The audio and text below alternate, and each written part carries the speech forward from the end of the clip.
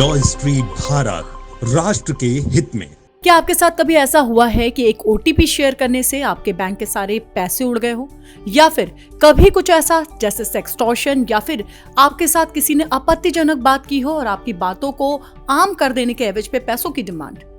जी हाँ, हम बात कर रहे हैं साइबर क्राइम की, और ये मुद्दा इतना बड़ा है कि संसद में एलएस तेजस्वी सूर्या, जो कि युवा एमपी हैं बीजेपी के, उन्होंने ये मुद्दा गंभीरता से उठाया है। The crime may have taken place in Karnataka, but the multinational company may not have its headquarters in India. इससे इन्वेस्टिगेशन ऑफिसर्स को बहुत दिक्कत होता है टू परस्यू द केस। सो मुझे मंत्री जी से पूछना है, is the government of India considering bringing in any legislation with the consultation of international agencies so that investigation and conviction of these crimes can be more effective? The second question as a part of this is I4C के बारे में उल्लेख किए हैं in the written answer. I4C is a very good initiative, but what is the conviction rate? जितने complaints cyber crimes register हो चुके हैं और जितने कन्विक्शन हो चुके हैं, इसके बारे में मंत्री जी भी ध्यान देना, ये मेरा निवेदन है आपसे। और इसी को और अच्छे से समझने के लिए हमारे साथ cyber security in charge BJP Gujarat के ध्रुव पंडित जी जुड़े हैं। ध्रुव जी, लॉ स्ट्रीट से जुड़ने के लिए बहुत बहुत शुक्रिया। नमस्ते ध्रुव जी, आज जो कुछ संसद में हमारे एमपी महोदय ने बोला साइबर क्राइम को लेकर, क्या ये इतना बड़ा मुद्दा है? इस पर इस लेवल पे बात होनी जरूरी है? आज की डेट में हर एक चीज़ डिजिटलाइज होती जा रही है। हम लोग देख रहे हैं कि आज सबसे पहली बात है कि भारत में आज G20 का मौका मिला है प्रेसिडेंसी का। तो G20 तभी आ रहा है जब भारत अब डेवलप हो रहा है। भारत को डेवलप करने के लिए डिजिटलाइजेशन, डिजिटल ट्रांसफॉर्मेशन की बहुत ही सख्त ज़रूरत थी। तो छोटी से छोटी चीज़, आज हर एक चीज़ में, जैसे एप्लीकेशन है, दवाइयाँ खरीदनी है, शॉपिंग करनी है, या टिकट बुक करनी है, पिक्चर देखने जानी है, कुछ भी करना है, तो हमको डिजिटल प्लेटफॉर्म्स का यूज़ करना ज़रूरी हो रहा है। एक समय था कि पिछले 10 साल पहले इंटरनेट यूजेज से ज़्यादा आज इंटरनेट का यूजेज बढ़ चुका है, जिसका एक सिंपल प्रूफ है कि आज इंडिया ने खुद का 5G नेटवर्क बना लिया है। तो साइबर क्राइम साथ ही साथ में बढ़ता जा रहा है। नहीं, तो ये तो अच्छी बात है कि हम बहुत डिजिटल हो रहे हैं, बहुत सरल हो रही है जिंदगी। उस पर इतना सवाल, इतना बवाल कैसे और क्यों? ज़िंदगी ईजी हो रही है, बट क्या है कि जब तक साइबर क्राइम जो है, उसके साथ साथ साइबर सिक्योरिटी, जो प्रिवेंशन होता है, साइबर हाइजीन हैबिट्स होती है, उसकी एक प्रॉपर अवेयरनेस होनी चाहिए, जो आज पब्लिक को नहीं है प्रॉपरली अवेयर। इंडिया में अभी बहुत से लोग ऐसे हैं जिन लोगों को मोबाइल फ़ोन सही से यूज़ करना नहीं आता है, फिर भी एंड्रॉयड फ़ोन रखते हैं। तो मोबाइल फ़ोन यूज़ करना तो बंद नहीं कर देंगे, इंटरनेट का सर्विस बंद नहीं कर देंगे, बट उनको जब तक प्रॉपरली इसका अवेयरनेस नहीं मिलेगा, जब तक अंडरस्टैंडिंग नहीं मिलेगी, तब तक ये साइबर क्राइम होता रहेगा। साइबर क्रिमिनल्स जो हैकर्स होते हैं, उनके लिए तो मेन चीज़ ही है कि किसी को भी फाइनेंशियल लॉस करो या किसी से डेटा चुरा लो। उन दो के यही दो मोटिव होते हैं, जिसकी वजह से वो लोग कहीं ना कहीं कोई भी एजेंडा को लेके या कोई भी मोडस ऑफ ऑपरेंडी बना के ये लोग साइबर क्राइम करते रहते हैं। सर, एक सवाल ये भी रहेगा, आप बीजेपी सरकार में, आपके ऊपर जिम्मेदारी मिली है आपको साइबर सिक्योरिटी की, तो क्या सरकार इस पे कोई जिम्मेदारी नहीं निभा रही है? क्योंकि कोई भी जब नई स्कीम आती है या जनता के हाथ में कोई भी सरकार द्वारा कोई भी तकनीक रखी जाती है, तो उसके बराबर उसकी अवेयरनेस की जाती है। तो ये अवेयरनेस फैलाने के लिए बीजेपी सरकार क्या कर रही है? बीजेपी सरकार बहुत बढ़िया अच्छा सा काम कर रही है। बीजेपी सरकार में मिनिस्ट्री ऑफ होम अफेयर्स, जिसको हम लोग केंद्रीय गृह मंत्रालय कहते हैं, उसके अंदर I4C करके Indian cyber crime coordination centre का एक यूनिट बनाने में आया है, जिसके अंदर हम लोग भिन्न प्रकार की साइबर सिक्योरिटी की एक्टिविटीज़ करते रहते हैं, जिसके अंदर साइबर अवेयरनेस को एक बहुत बड़ा मुद्दा रखने में आया है कि छोटे से छोटे बच्चे, बुजुर्ग लोग या फिर नॉर्मल सिटीजन जितने भी लोग हैं, इनको रेगुलर साइबर क्राइम की अवेयरनेस मिले। अवेयरनेस मिलने से उन लोगों को पता चलता रहेगा कि लेटेस्ट साइबर क्राइम्स कितने आ रहे हैं। जैसे कि आप फिलहाल अभी देखेंगे तो फिलहाल अभी पिछले एक हफ्ते पहले ही अहमदाबाद में 400 फेक लोन एप्लीकेशंस पकड़ाई गई अहमदाबाद साइबर सेल की तरफ से। तो 400 लोन एप्लीकेशंस आपके मोबाइल का डेटा भी ले जा रही थी, आपके साथ सेक्सटॉर्शन फ्रॉड्स हो रहे थे, हनी ट्रैपिंग बढ़ रहा था, लोग डिप्रेस हो रहे थे। तो ये सब टाइप के जो साइबर क्राइम्स होते हैं, इनका अवेयरनेस प्रॉपरली किया जा रहा है। तो MHA ने ऑलरेडी I4C करके जो यूनिट बनाया है, उसके अंदर प्रॉपरली उसके ब्यूरोक्रेट्स, उसके प्रॉपरली साइंटिफिक ऑफिसर्स को वहाँ पे हायर करके उसके ऊपर रोज दिल्ली 24/7 R&D कर रही है, जिससे हमको रोज पता चलता जाए कि कितने नए टाइप के साइबर क्राइम हो रहे हैं और उसे प्रिवेंट कैसे किया जाए।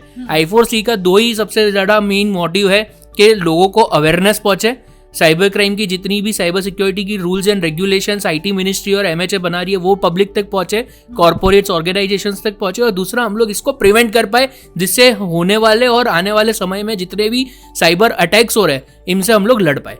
बिल्कुल, आपने I4C की जो महत्व है या जो उसकी क्वालिटीज है ये गिनाई, लेकिन बावजूद इसके आज जो संसद में आवाज गूंजी साइबर क्राइम को लेकर, उसमें I4C में भी कुछ सुधार की बात हो रही थी, जो कि तेजस्वी सूर्या जी ने कही थी। I4C में सुधार की जरूरत है, ये नहीं है कि I4C काम नहीं कर रही है, I4C काम कर रही है। फिलहाल गवर्नमेंट की बॉडी है, तो आज I4C में हम लोगों को एक्सपर्ट्स की ज़रूरत है। I4C में हमें ऐसी इंडियन ऑर्गेनाइजेशंस की ज़रूरत है जो लोग I4C के साथ जुड़े और इस साइबर सिक्योरिटी इकोसिस्टम को और भी एडवांस लेके जाए। क्योंकि आप आज देख रहे हैं कि कोई भी युवा है, आज का जो भी यूथ है, आज मोदी जी हो या बीजेपी की गवर्नमेंट है, वो लोग यूथ के लिए या किसी के लिए भी कितना कुछ कर ले, बट अभी का यूथ कनाडा, यूएस और लंदन बजा रहा है, तो हमारे पास ह्यूमन कैपिटल नहीं हो पा रहा है। तो जब ये यूथ यहाँ पे रुकेगा और ये यूथ ही गवर्नमेंट के साथ जुड़ेगा और यहाँ की जो मेक इन इंडिया कंपनीज है, जो लोग यहाँ के डेटा को रखते हैं, वो लोग यहाँ पे जुड़ेंगे साथ में, तो हम लोग I4C के अंदर में और अच्छी एडवांस टेक्नोलॉजीज ला पाएंगे और आने वाले समय में हम लोग साइबर क्राइम से बहुत इजीली लड़ पाएंगे। तो मतलब जो दामोदर है वो यूथ के कंधों पर है, आप ये बात कह रहे हैं। दूसरा सवाल ये रहेगा, क्योंकि हमारे देश में तो अक्सर RBI भी जो है वो डिजिटल कैंपेन को आगे बढ़ा रही है, डिजिटल करेंसी को आगे बढ़ा रही है, बावजूद इसके इस पर अपराध भी बढ़ रहा है। और खासकर आप युवा की बात कर रहे हैं, ज़्यादातर जो टारगेट ऑडियंस इनकी होती है वो बुजुर्ग वर्ग होता है, ये बहुत आसान होता है उनको टारगेट करना। बेसिकली क्या है कि देखिए कि यूथ जो होता है, यूथ में भी दो प्रकार के लोग हैं।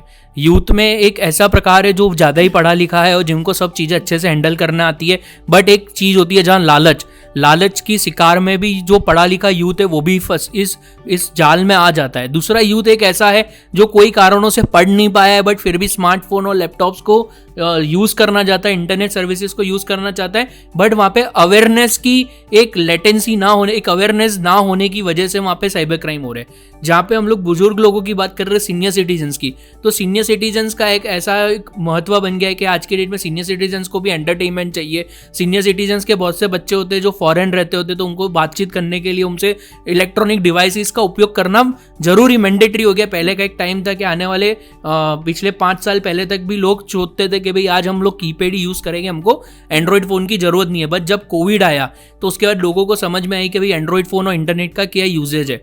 तो बुजुर्ग लोगों के साथ ये चीज़ है कि उनको यूज़ करना है, वो यूज़ करना सीख भी गए, बट उनके वहाँ पे ग्राउंड लेवल तक जो अवेयरनेस पहुँचनी चाहिए वो अवेयरनेस नहीं पहुँच पा रही है कोई कारणों से। इसकी वजह से उन लोगों के साथ साइबर क्राइम हो रहे हैं और साइबर क्रिमिनल्स ये सर्वे बहुत अच्छे से करके बैठे हुए हैं, इसलिए ये लोग उन लोगों को सबसे ज़्यादा अटैक कर रहे हैं। नहीं, और साइबर अपराध की आपने बात करी, जिनके साथ ये क्राइम हो चुका है, रिकवरी के क्या चांसेस होते हैं, कितने प्रतिशत रिकवरी है इसमें हमारे देश में? साइबर क्राइम में I4C आने के बाद MHA ने जो भी नोडल ऑफिसर्स बनाए हैं और MHA ने जो पॉलिसीज़ बनाई है साइबर को लेते हुए, उसकी वजह से हर एक स्टेट में साइबर सेल्स बन चुके हैं, हर एक स्टेट में साइबर नोडल ऑफिसर्स बन चुके हैं और हर एक स्टेट में फॉरेंसिक लैब्स आ रही है। आप जैसे कि देखेंगे कि गुजरात में NFSU लैब है, जो NFSU का लैब का मॉडल हर स्टेट में रेप्लिका होने लगा है। हर स्टेट में NFSU की लैब्स बनने लगी है, जिसकी वजह से हर एक स्टेट्स में हम लोगों को डिजिटल फॉरेंसिक का लैब इजीली अवेलेबल हो जाएगा और इन्वेस्टिगेशन ऑफिसर्स को बहुत इजी रहेगा उसको इन्वेस्टिगेट करने की। फिलहाल अभी की बात करें तो कोविड से लेकर अभी तक में बहुत से साइबर क्राइम्स में बहुत सी रकमें लोगों की जा चुकी है, बट हम लोग जहाँ पे बात करेंगे तो अगर इंडिया का आज का रेशियो देखने जाए तो 50% रेशियो ऐसा है कि जहाँ पे लोगों को इसका बेनिफिट मिला है ये यूनिट्स का बनने की वजह से। बहुत से लोगों के पैसे कट के भी तुरंत रुक के रिफंड आए हुए और बहुत से लोगों के अगर पैसे कट के चले गए और उन्होंने कोई देरी करी है साइबर क्राइम में कंप्लेन करने के लिए तो उसका एक प्रॉपर इन्वेस्टिगेशन हुआ है, वो इन्वेस्टिगेशन करने से भी लोगों को पैसा वापस मिला है। और जहाँ तक हम लोग फाइनेंशियल फ्रॉड में अगर पैसा रिटर्न लेने की बात करेंगे तो प्राइवेटाइजेशन जो बैंक्स होती है उनकी भी पॉलिसी यहाँ पे बहुत महत्व देती है। अगर उनकी पॉलिसीज मेड फुल नहीं है, जो गवर्नमेंट के फॉर्म में आती हो या गवर्नमेंट को ज़्यादा सपोर्ट करना चाहती हो, तो वहाँ पे फिर दिक्कत हो जाती है कि फाइनेंशियल फ्रॉड्स में हम लोग पब्लिक को पैसा कैसे लेके आ पाए। इसीलिए भिन्न प्रकार की पॉलिसीज MHA अभी भी बनाई जा रही है और डिस्कशंस चल रहे हैं कि प्राइवेटाइजेशन जो बैंक्स है, कंपनीज है, उनके साथ कैसे कोलैबोरेशन किया जाए और जितना हो उतना फाइनेंशियल फ्रॉड को रोका जाए, जिससे हमारे देश का एक भी रुपया बाहर ना जाए और कोई भी साइबर क्रिमिनल को हमारे देश की मेहनत की कमाई ना मिल पाए। तो अभी तो हम बात कर रहे हैं कि एक भी रुपया देश से बाहर ना जा पाए, हम रिकवरी भी अभी बात कर रहे हैं 50% तक की रिकवरी है। अगर मैं कहूँ कि जड़ से ये पूरा साइबर क्राइम हमारे देश में खत्म हो जाए तो क्या ये सवाल अभी बहुत जल्दी होगा? जड़ से ये अभी तो हमारा इंडिया जो है साइबर क्राइम के एक सेकेंड या थर्ड लेवल के फेस पे चल रहा है। आने पहले के समय में क्या था कि साइबर क्राइम क्या होता है वो ही नहीं पता था। साइबर क्राइम जैसे जैसे पता चलने लगा तो उसके लिए पॉलिसीज़ बनी, साइबर क्राइम के कंपलसरी साइबर सपोर्ट सेंटर्स बनाने में आए। अभी फ़िलहाल पिछले महीने ही हमारे उत्तर प्रदेश के सीएम योगी जी ने एक घोषणा करी कि हम लोग यूपी में 72 साइबर सपोर्ट सेंटर्स बनाएंगे। तो आज जब 72 साइबर सपोर्ट सेंटर्स यूपी में बनेंगे तो पूरा यूपी उसको सिक्योर इकोसिस्टम में हो जाएगा।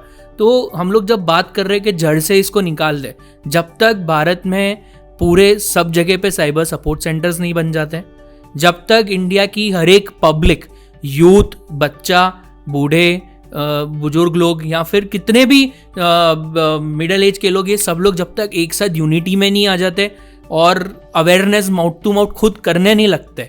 जैसे कोविड आया था तो लोगों ने क्या किया, एक दूसरे को देख के बोलने लग गए थे कि भैया मास्क पहनो, सरकार की पॉलिसी है, मास्क नहीं पहनोगे तो फाइन लग जाएगा, मास्क पहनो, हमको भी कोरोना हो सकता है। तो इस किस्म का जब तक लोगों में डर बैठ के लोगों को अवेयरनेस 1-to-1 नहीं होगा तब तक हम लोग ये चीज़ से लड़ नहीं पाएंगे। क्योंकि साइबर क्राइम से लड़ने के लिए दो ही चीज़ है, एक तो एडवांस टेक्नोलॉजी होना जो भारत ऑलरेडी बहुत अच्छे से लेके आ रही है, इंटीग्रेट कर रही है खुद के सिस्टम में, और दूसरी है अवेयरनेस।